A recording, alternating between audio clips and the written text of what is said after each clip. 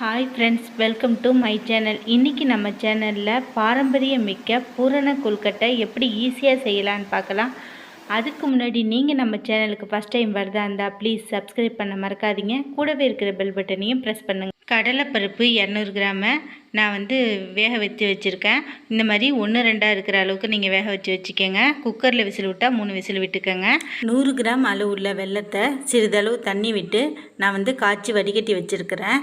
இதை அதுக்கப்புறம் ஒரு மூடி அளவுக்கு தேங்காவை நான் துருவி வச்சுருக்கேன். இதுதான் தேவையான பொருட்கள். ஒரு பாத்திரத்தில் ஒரு குழிக்கரண்டி அளவுக்கு நம்ம நெய் சேர்த்து, இப்போ ஒரு கைப்பிடி அளவுக்கு நான் முந்திரி பருப்பு வச்சுருக்கேன். அதை சேர்த்து நம்ம வறுத்துக்கலாம். பொன்னிறமாக நம்ம வறுத்து எடுக்கலாம். தீஞ்சிடக்கூடாது. அதே அளவுக்கு நிறமும் மாறிடணும். பாருங்கள், இந்த மாதிரி இருந்தால் உங்களுக்கு கரெக்டாக இருக்கும். இதுக்கப்புறம் நம்ம துருவி வச்சுருக்கோம் இல்லையா தேங்காய், அது சேர்த்து நல்ல ஈரப்பதம் போகிற அளவுக்கு நம்ம அதை ஃப்ரை பண்ணி எடுத்துக்குவோம். பாருங்கள், நல்லா அதில் உள்ள தேங்காயில் உள்ள ஈரப்பதம்லாம் போயிடுச்சு. இந்த ஸ்டேஜில் 1/2 டேபிள் ஸ்பூன் ஏலக்காய் பொடி, அதுக்கப்புறம் 1/2 டேபிள் ஸ்பூன் சுக்கு பொடி ஆப்ஷனல் தான். உங்களுக்கு வேணுன்னா சேர்த்துக்கோங்க, இல்லைன்னா விட்டுருங்க. இது சேர்த்தா டேஸ்ட் கொஞ்சம் டிஃப்ரெண்ட்டாக இருக்கும். இப்போ நம்ம வடிகட்டி வச்சுருக்க சர்க்கரை பாகை இதோடு சேர்த்துக்கலாம். சேர்த்து நல்லா நம்ம மிக்ஸ் பண்ணுவோம். இது கொஞ்சம் வத்துட்டோம் சர்க்கரை பாகு. இது பாகு பதெல்லாம் தேவையில்லை, சர்க்கரை கரைஞ்சால் போதும். இதுக்கப்புறம் கடலைப்பருப்பு சேர்த்து நம்ம நல்லா மிக்ஸ் பண்ணி விட போகிறோம்.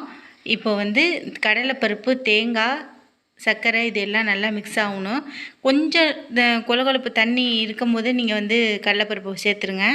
அப்போ தான் நல்லா அது கடலைப்பருப்பில் சர்க்கரை அப்சர்வ் ஆகும். நல்லா கிளறி விடுங்க. ஒரு 10 நிமிஷமாவது ஆகும். இது நல்லா கிளறி விட்டுக்கிட்டே இருங்க. இந்த அளவுக்கு நல்லா திக்காக ஆகிடும். பாருங்கள் எப்படி இருக்குன்னு. ரொம்பவும் கட்டியாகவும் இல்லாமல் ரொம்ப திக்காக இல்லாமல் எப்படி இந்த மாதிரி ஸ்டேஜில் அப்படியே இருக்கணும். இது கொஞ்சம் ஆறுச்சுன்னா இன்னும் கொஞ்சம் எரிக்கிடும். அதனால் இப்போயே நம்ம ஸ்டவ் ஆஃப் பண்ணி இதை நம்ம ஆற வச்சிடலாம். ஒரு பாத்திரத்தில் எடுத்து நம்ம ஆற வைக்கலாம்.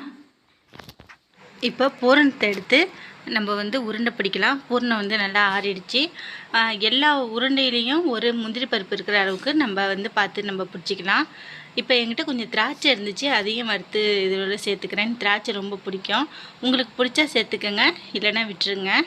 எனக்கு பிடிச்சதுனால சேர்த்துக்கிட்டேன். அது வறுத்த நெய் இருந்துச்சு, அதையும் சேர்த்துக்கிட்டேன். பாருங்கள், இந்த அளவுக்கு நான் ஒரு முந்திரி சேர்த்துக்கிட்டு உருண்டை பிடிச்சி வச்சுருக்கேன்.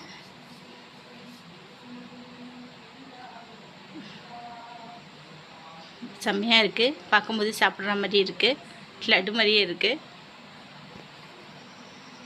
முந்திரியை ஒன்று எடுத்துக்கிட்டு நான் அதோடு சேர்த்து இப்படி உருண்டை பிடிச்சி நான் வைக்கிறேன். அது மாதிரி நீங்களும் செஞ்சுக்கோங்க. ஒரு திராட்சை, ஒரு முந்திரி இருக்கிற மாதிரி எல்லா உருண்டையிலையும் இருக்கிற மாதிரி நான் பார்த்துக்கிட்டேன். இப்போ பூரணம் ரெடி ஆகிடுச்சு. இது இருக்கட்டும். இப்போ நம்ம கொழுக்கட்டை செய்கிறதுக்கு கொழுக்கட்டை மாவு நம்ம 2.5 கப்பு நான் எடுத்துக்கிட்டேன். இது 250 கிராம்.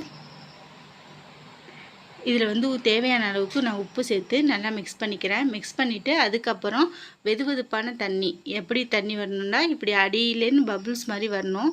இது 1.5 கப்பு அளவுக்கு தண்ணி இருந்துச்சு. இதை நம்ம கொஞ்சம் கொஞ்சமாக சேர்த்து நம்ம இது மிக்ஸ் பண்ணி நம்ம எடுத்துக்க போகிறோம்.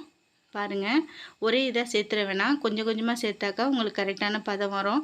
தண்ணியுடைய அளவு அதிகமாக போயிடாது. அதனால் நீங்கள் பார்த்து நீங்கள் சேர்த்துக்கோங்க. பாருங்கள், இந்த மாதிரி உங்களுக்கு வரணும். வந்ததுக்கப்புறம் நல்லா பிசைஞ்சு எடுத்துக்கோங்க. இப்போ நல்லெண்ணெயை கையில் தொட்டுக்கிறதுக்காக கொஞ்சம் நான் எடுத்திருக்கேன். நல்லெண்ணெய் வாசம் செம்மையாக இருக்கும். இப்போ இந்த அளவுக்கு எப்படி நம்ம சின்ன பிள்ளைலாம் மஞ்சாமெல்லாம் செய்வோமோ அந்த மாதிரி இது மாதிரி ஒரு ரவுண்டு எடுத்துக்கிட்டு இதில் நான் ஏற்கனவே ரெடி பண்ணி வச்சுருக்க பூரணத்தை வச்சு இப்போ ஸ்டஃப் பண்ண போகிறேன், மூட போகிறேன். பாருங்கள், இப்படி வச்சு மூடினா உங்களுக்கு பக்காவாக இருக்கும். நம்ம ரவுண்ட் ஷேப்லேயும் செய்யலாம். நல்லெண்ணெய் நம்ம நெய்க்கு பதிலாக நல்லெண்ணெய் தான் அந்த காலத்துலலாம் சேர்ப்பாங்க பாட்டிங்கெல்லாம். உங்களுக்கு கொழுக்கட்டை நேச்சுரலாக பாரம்பரியமான உங்களுக்கு டேஸ்ட்டில் வரும்.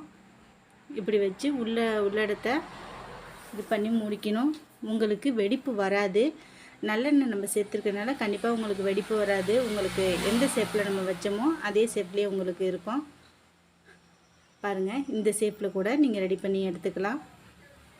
உங்களுக்கு எந்த ஷேப்பில் உங்களுக்கு கொழுக்கட்டை வேணுமோ, இல்லை இலையில வச்சு தட்டி கூட உள்ள இடத்த வச்சு கூட நீங்கள் ரவுண்ட் பண்ணிக்கலாம். பாருங்கள், நான் எல்லா பக்கமும் உங்களுக்கு இதுங்கிற மாதிரி சொல்லி காட்டியிருக்கேன். வெடிப்பு கண்டிப்பாக வராது, பார்க்கவும் ரொம்ப நல்லாயிருக்கும், டேஸ்ட்டாகவும் இருக்கும். இப்போ நம்ம இட்லி பாத்திரத்தில் இட்லி அவிப்போம் இல்லையா, அந்த மாதிரி நம்ம இதை அவிச்சு எடுக்க போகிறோம். இப்போ வந்து இட்லி துணிக்கு பதிலாக நான் வாழை இலையை வச்சுருக்கேன். பாரம்பரியமாக இந்த மாதிரி கொழுக்கட்டை செய்யும்போது வாழை இலையை வச்சு தான் செய்வாங்க. இப்போ இதை நம்ம வந்து 5 நிமிஷம் இருக்கட்டும், வேகிறதுக்காக வைப்போம். மூடியை போட்டு பாருங்கள், இப்போ 5 நிமிஷம் ஆயிடுச்சு. நம்ம எடுத்து பார்ப்போம். செம்மையாக வெந்துடுச்சு, செம்மையாக இருக்குது. எப்படி இருந்துச்சுன்னு நீங்களும் உங்கள் வீட்டில் செஞ்சு பாருங்கள். எங்கள் சேனல் பிடிச்சிருந்தா லைக் பண்ணுங்கள், ஷேர் பண்ணுங்கள், சப்ஸ்கிரைப் பண்ணுங்கள். தேங்க்ஸ் ஃபார் வாட்சிங் ஃப்ரெண்ட்ஸ்.